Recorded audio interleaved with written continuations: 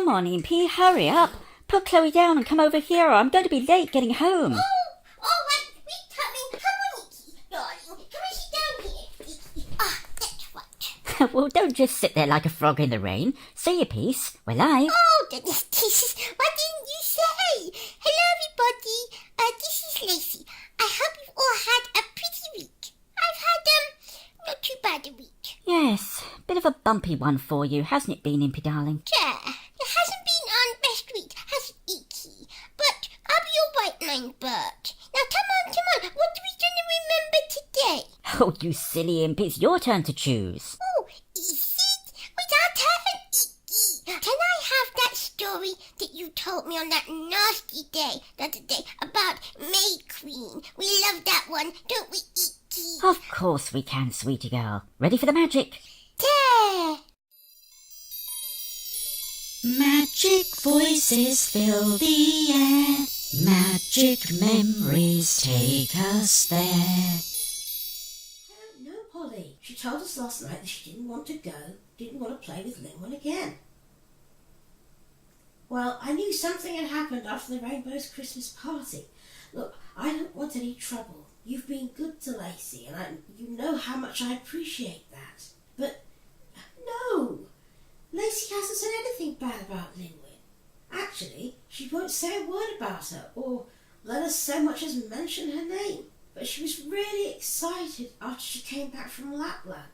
She couldn't wait to show her friends the pictures we'd taken, especially the ones with Santa.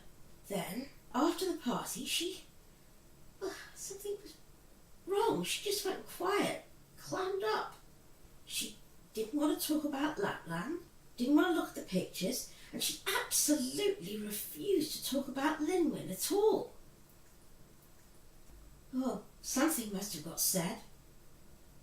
Well, why couldn't it have been Linwood's fault? I'm sorry, you may not want to hear this, but I've heard Linwood be nasty to Lacey on more than one occasion when she's been here, and she boasts to her all the time about what she's doing, what she's had, making her feel small because she doesn't go to school. Anyway, I've told you what I know about it. You just ask her and see what she says. Lacey may not be perfect, but it's not her who's been unkind. I'd lay money on that. That was a bit strong. Well, she gets on my nerves.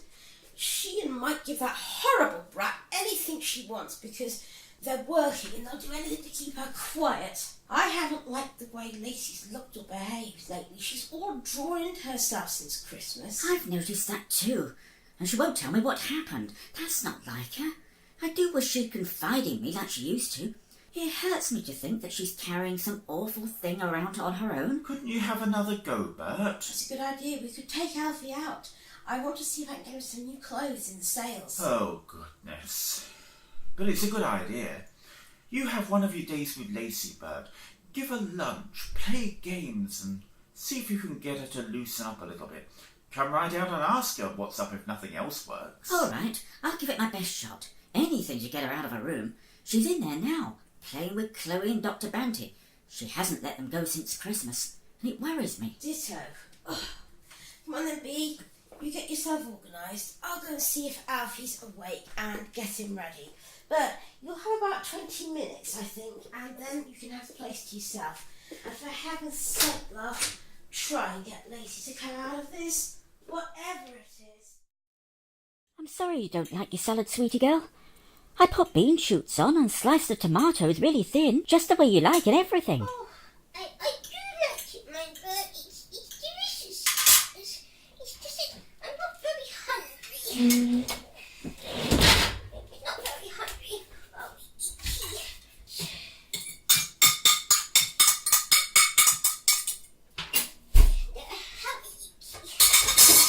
You're just not very hungry. I'm sorry. Are you not feeling a well, girl? I'm fine. We're fine, aren't we, Icky? I'm going to go and play in my room now. I want my Chloe and Dr. Banty. Come on, Icky. Don't leave me here all on my own. Come and sit down. Want to play? Oh, come on, Icky. Oh, goodness, this is all right off. Stars, Impy, you are in one today. What's wrong? Are you sorry that you didn't go to Linwin's? I told you, Bert. I don't want to talk about Linwin. She's not ever coming here, and I'm not ever going there anymore. Not ever. She can boast to the others all she wants about her toys and her parties and her nice things at school and her nice things at home. She can boast all she wants to them. I don't want to hear it anymore. I have nice things too, and she can't stand it if anyone else has anything nice, and that's not fair.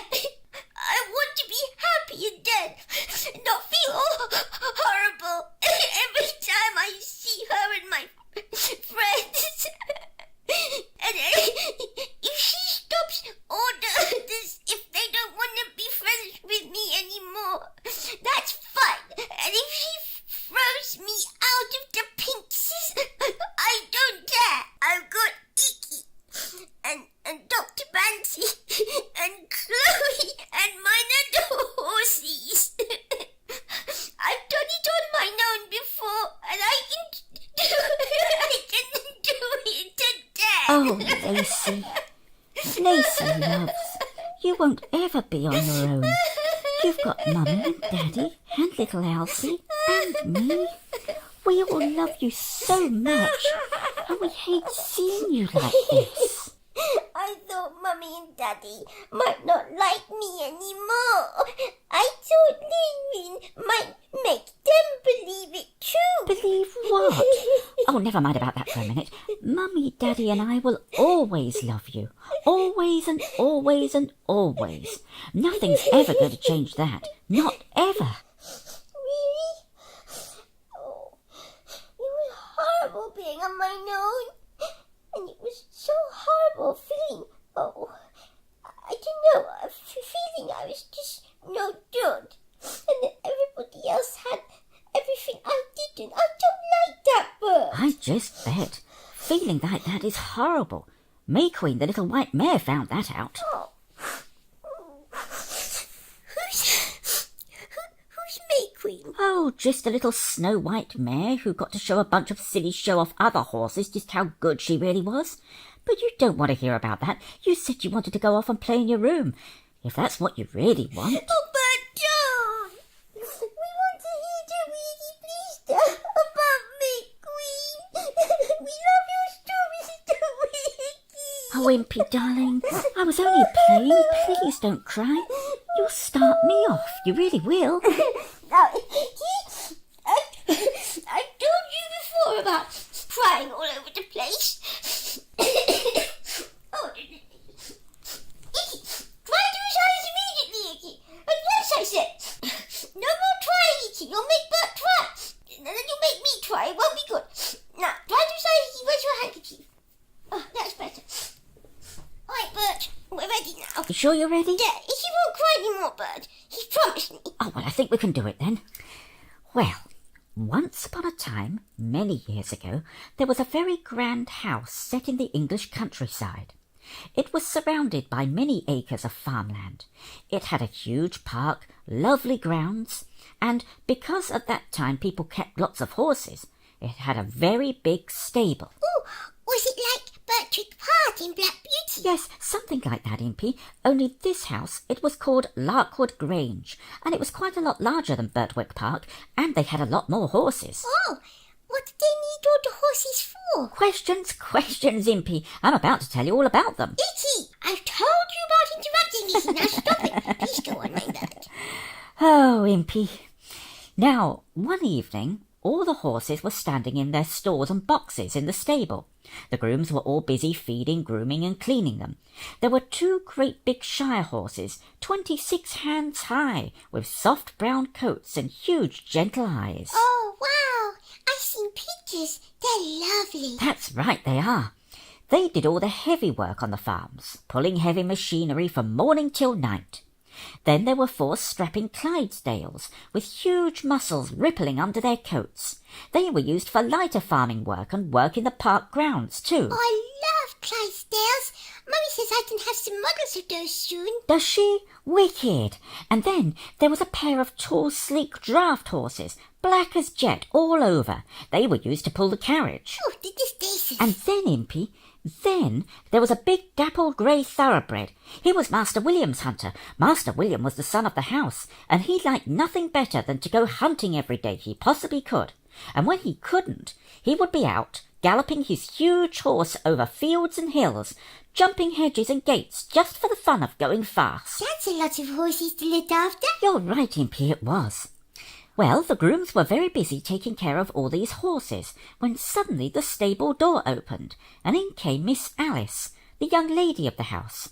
She was 14 years old, gentle and beautiful, and everyone loved her. She was followed by Mr. Jenkins, the head coachman, who was leading a little snow-white mare. Oh, how cute. She was a very pretty mare, Impy. She stood about 15 hands high, with slender, delicate bones, a gleaming white coat that almost glowed silver in certain lights, big, soft eyes, and an intelligent, knowing face. Oh, how lovely. Miss Alice watched as Mr. Jenkins led her into the last available stall, next to the huge hunter. "She'll be all right here, miss, next to Sir Galahad," he said respectfully. "I hope so indeed," said Miss Alice. "I hope she will be happy here, for you see she is my first real horse. My papa said it was time I left ponies behind. I shall miss Prince very much, but I shall visit him in his new field." "That's right, miss," said Mr. Jenkins. "And what will you be calling this pretty one? She'll need a name." Miss Alice thought for a while. Then her pretty face lit up in a big smile, like yours does, or it used to do, Impy, when you get a good idea. "Today is the first day of May," she said. "I will name her Mayqueen, because she is my Queen of the May." And with a pat on the mare's snowy mane, she hurried away to the May Day celebration. Oh, she's so sweet.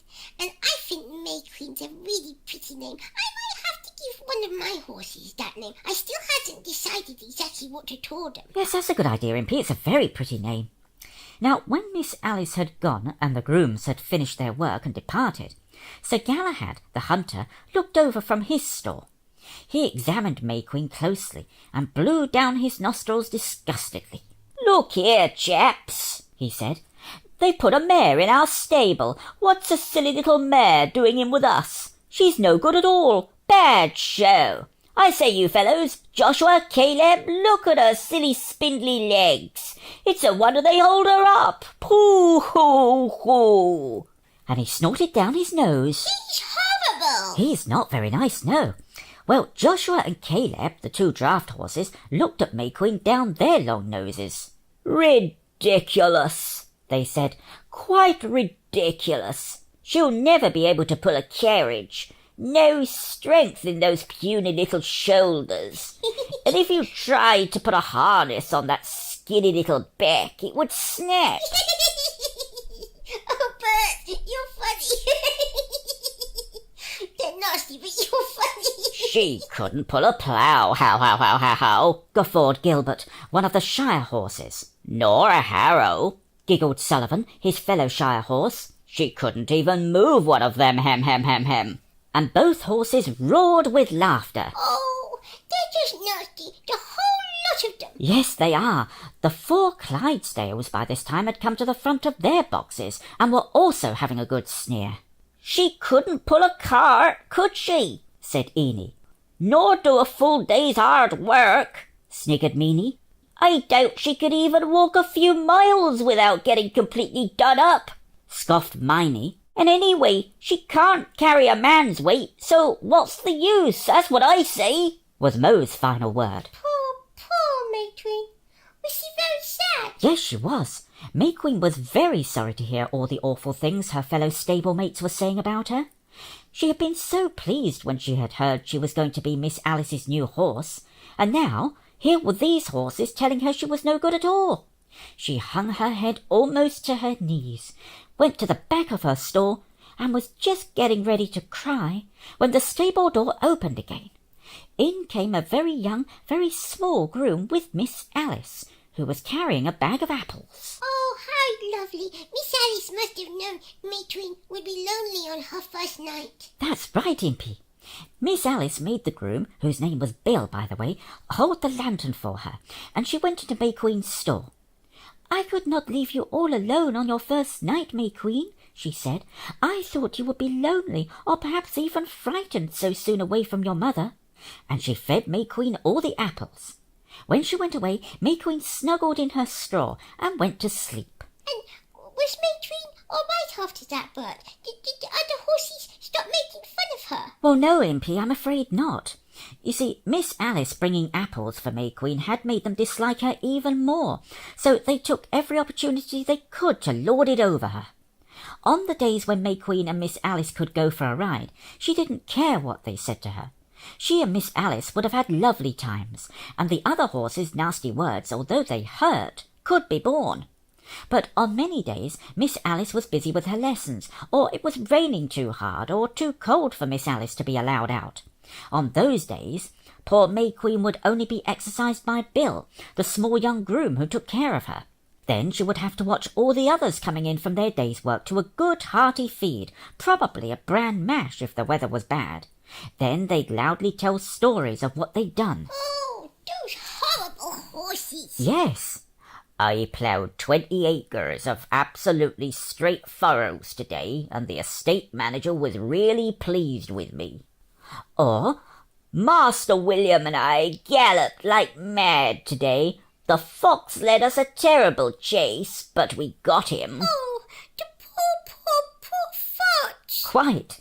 Day after day the boasting and making fun got worse and worse, until poor Mayqueen began to feel as if she would burst. She even began to miss her footing when she was out with Miss Alice. And then, one day, everything changed. Oh, goodness, what happened? Well, it was like this, Impy. There'd been a lot of nasty talk that night. Everyone had had a lot of work to do because the day had been fine. Most of the horses had joined in the jeering, but Sir Galahad had been rather quieter than usual. Mayqueen couldn't sleep. She lay in her straw feeling so sad, and that was how she noticed Sir Galahad groaning in pain. Oh dear, what was the matter? That's what Mayqueen wanted to know. "What is the matter, Sir Galahad?" she whispered. "I don't know," he groaned back. "Something bad's happened to my stomach. It hurts terribly." Oh no. Oh yes, I'm afraid. Mayqueen was up out of her straw in an instant, and neighing at the top of her voice. Of course, this woke up everyone else in the stable. "Shut up, you little idiot," they all said. "We're trying to sleep. Some of us have work in the morning." "No, this is serious," cried Mayqueen. "Sir Galahad is ill, seriously ill. If we don't rouse Mr. Jenkins or one of the grooms, he could die before someone can help him. One of the horses at my old place had this stomach pain, and he was gone in a few hours." Oh, clever Mayqueen. Yes, she knows, you see. Well, as you can imagine, this scared Sir Galahad pretty badly, and sobered everyone else. "What can we do?" they all asked. "We've got to try to rouse someone. The door is locked, and we're all tied or shut up in our boxes. We must all neigh as loud as we can until someone comes." Oh, she's so clever. She is. Well, they all began to neigh to raise the stable roof. It wasn't long before lights began to appear, and soon Mr. Jenkins was opening the stable door. I won't tell you what he said, but he looked at all the horses and soon found Sir Galahad groaning and pacing his stall, as far as he was able to, in pain. "Colic, by heaven," he said. "Someone will have to ride for the farrier double quick smart, or we'll lose this one, and Master William will get me thrown into the street for it." Oh, I've heard that word. What was a farrier? I forget. Well, we don't have them now, Impy, but in those days a farrier was kind of a horse doctor. Well, Mr. Jenkins looked over the horses. Who could he send? The 4 Clydesdales had done a full day's work and were worn out. The 2 Shires were the same, and anyway would be much too slow. The draft horses had pulled the mistress's carriage all the day, making dozens of calls. Their heads drooped with tiredness. Then his eye fell on Mayqueen. Her ears pricked, looking alert and fresh as a daisy. "Saddle the mare, Bill," he cried. "You'll have to ride for it, 5 miles to the town and back. Pray for all our sakes we don't lose this one before you can get help." Aha! You see, Mayqueen was some use after all. She was, Impy. Bill was on Mayqueen's back in a minute, and Mayqueen was off like the wind. In a shorter time than you would have believed possible, they had reached the town, explained to the farrier, who swiftly mounted his own horse and galloped away. By the time Bill and Mayqueen got back, the farrier was busy saving Sir Galahad's life. And was Sir Galahad all right after that, Bert? He was impy. He was never able to go quite as fast as he once did. The farrier told Master William that he had been overworked and overstrained. Master William might have sold him and bought another hunter, but he loved his old friend, so he didn't. Galahad stayed in his old place, and he and Master William had many, many lovely days together. And what about Mayqueen? What happened to her? Well, that was the last time anyone ever made fun of Mayqueen. Everyone in that stable knew Sir Galahad would have died but for her. She stayed in the stable until Miss Alice grew up and married, and even when she and Miss Alice, who then became Lady something, moved away, she would often come back to visit her friends. Everyone knew, although she was only a delicate little mare, she was strong as a huge shire horse inside, and what's more, that she was good all through. Oh, that's such a lovely story. Oh, thank you, my Bert, my lovely Bert. Oh, that's all right, Impy. You see, it's the same with people as with horses, Impy. What you look like and what you have doesn't matter. Things and money and houses, toys, all kinds of things. You could have everything in the world and it wouldn't matter a bit. What you are and what you do matters the most. I know it does, my Bert, and that's mostly why I don't want to play with Linwin anymore. She's making me feel, I don't know the word. Like, I want this and I want that and I want the other thing and I want all the time. Discontented. Is that what you mean? Yeah. It's like Mayqueen's horses. She likes to tell me all about what she's got and what she's done and what she's going to do. But anything I do, anything at all, is just rubbish. When I showed her the pictures of Lapland and being with Santa and riding on the sleigh, she said she didn't believe it. She said I got them off the computer, off that thing where you get pictures of Googies.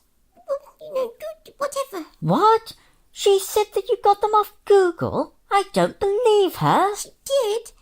Even though you could see that I was in the pictures, she just wouldn't believe it. And she kept going on about all the things that she was going to do and the things she was going to get for Christmas. She made me feel all horrible. It's like she liked it. And I don't want to feel like that anymore, but I don't want to feel like that. Not ever again. I told her that I wasn't going to play with her anymore. And then she said I couldn't be a Pinks anymore because the Pinkses were her gang. And she said none of the others, Bethany, Chloe, Gracie, Nikia, they wouldn't be friends with me either because they only liked her, not me really. I don't know whether the girls will still be friends with me. I know Nikia is because I went there for Christmas and she says she doesn't care what Linwin says. I don't know about the others. I'll have to wait and see. But like you said, Bert, I've got Mummy and Daddy and the little Alfie and the babies and you. And if those girls only like me because of Linwin, they're not worth being friends with anyway. I don't like people who just like me because of who I like. I want friends who like me for me. But I don't want to talk about it anymore, Bert, okay? Oh, Impy, if she said that and did that, she's best left behind. I'll explain it to Mummy and Daddy. Don't you worry about it, and you'll always have me. You will. Now, let's snuggle up, shall we, until they get back, and we could have some lovely cartoons, shall we? Yay! Cartoons! I haven't wanted to watch cartoons forever and ever so long. Do you want to watch cartoons, Ziggy? Yeah, cartoons. What do you want to watch? Actually, I know what I would really like to see. We haven't seen this forever and ever. I would really like to see your trains. Yay, in a box. Just give me a minute, Impy.